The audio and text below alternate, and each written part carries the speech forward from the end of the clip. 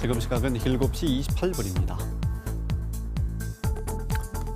강원특별자치도가 국회 상임위의 문턱을 법안이 넘었습니다. 모레 본회의 통과가 예상되고 있는데요.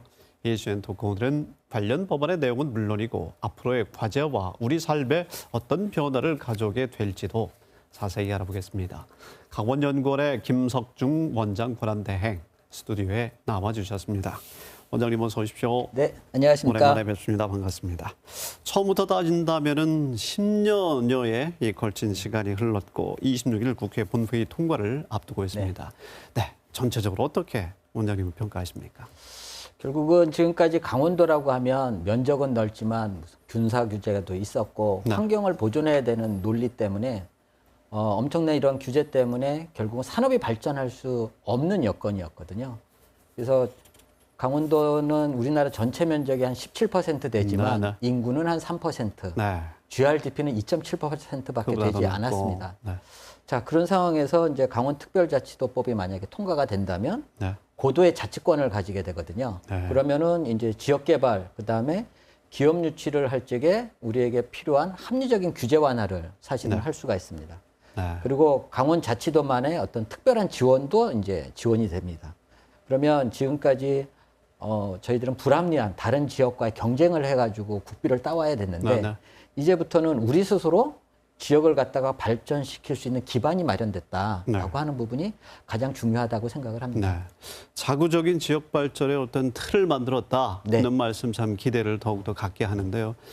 그럼에도 불구하고 제주특별자치도 법안과 비교했을 때 최초 제정됐던 그 상황과 비교해 봤을 때도 강원 지역은 허술하다, 뭐 속이 비었다, 깡통이다 이런 지금 지적이 나오고 있습니다.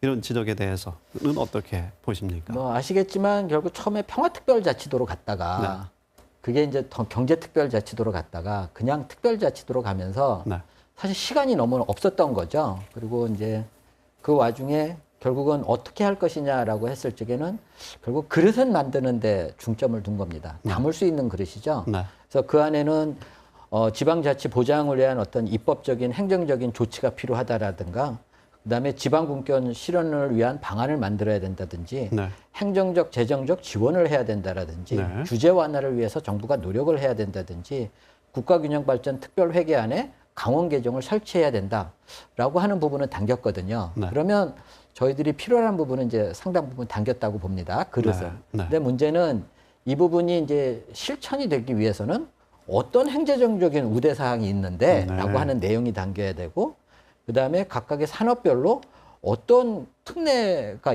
있는데 라고 하는 부분이 필요하지만 이제 그런 부분이 지금 현재는 빠져 있는 거죠. 그래서 한쪽에선 그런 부분이 없기 때문에 사실은 껍데기 아니냐라고 하지만 결국은 그릇이 있어야 이제 거기에 뭐 물건을 담을 수 있지 않습니까? 그래서 일단은 그릇이 만들어졌으니까 이제부터 노력을 하면 하나하나 채워나갈 수 있다 이렇게 생각을 합니다. 그릇과 틀이 만들어졌습니다. 그러면 행정적, 지원적 그 내용과 특례 조항까지도 구체적으로 우리가 앞으로 채워 나간다면 그럼 강원도와 도민들의 삶에는 어떤 변화가 있게 될까요? 그냥 좀 편하게 이것을 예시로 들어보겠습니다. 많은 분들이 제주도에 있는 영어 교육 도시를 갖다 상당히 부러워합니다. 자녀들도 많이 보내죠. 강원도도 그런 명품 도시를 만들 수가 있습니다. 그리고 지금 강원도에 이제 병원이 없는 오지에 계신 분들이 병원 가기 어려워요. 근데 그런 분들에 의해서 원격 건강관리 서비스를 할 수 있는데 이거 규제 때문에 못 하고 있거든요. 이것도 할 수 있습니다. 그리고 우리 스위스에 가면은 멋있는 그 산악을 갖다가 달리는 관광열차 보셨을 거예요. 근데 백두대간 보호법 때문에 강원도에는 산악 관광열차를 못 만드는데 그것도 또 만들 수 있겠죠. 그다음에 교통 오지에 계신 분들이 사실 한번 우리가 자율주행차를 갖다가 한번 해보자라고도 할 수 있는데 그것도 법 때문에 못 하고 있는 거거든요. 규제 때문에.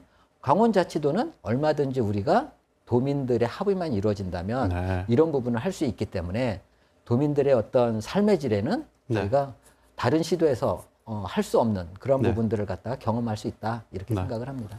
도민들의 뜻만 모아진다면 여론을 바탕으로 해서 강원도만의 판단을 가지고 정책을 밀고 나갈 수 있는 상황이 되겠네요. 네, 그렇습니다. 아하. 그래서 더욱더 규제 완화, 또 재원의 확충, 또 자율성의 보장이 더욱더 필요할 것 같은데요. 이 부분은 어떻게 보십니까? 그래서 이제 고도의 자치권이 보장이 된다는 부분, 그다음에 국가 차원에서 강원도의 규제 완화를 위해서 노력을 해야 된다. 네. 그다음에 뭐 행재정적인 지원을 해야 된다.